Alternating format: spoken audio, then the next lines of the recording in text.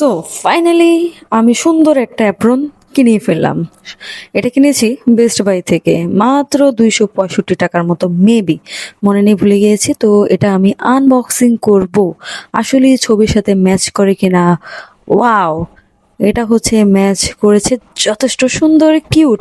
এখন দেখার বিষয় এই যে রাস্তায় আমি কাজ করতেছি এটা কতদিন হচ্ছে টেকসই হবে, কজ প্রচুর পরিমাণে ময়লা জমে যায়।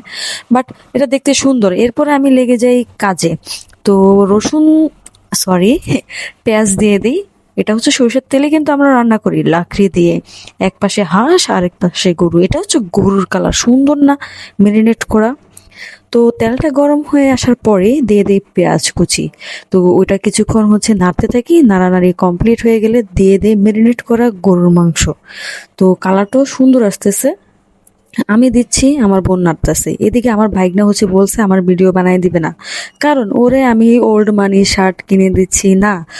সো কি আর করা, এখন বোনকে দিয়ে করাচ্ছি। তো আজকে হঠাৎ আবার আমার ক্যামেরাটা পরিষ্কার আসতেছে। তো এই পাশে দেখতেছেন গরুর মাংসটা একদম লোভনীয়, সো মিস করা যাবে না, চলে আসবেন।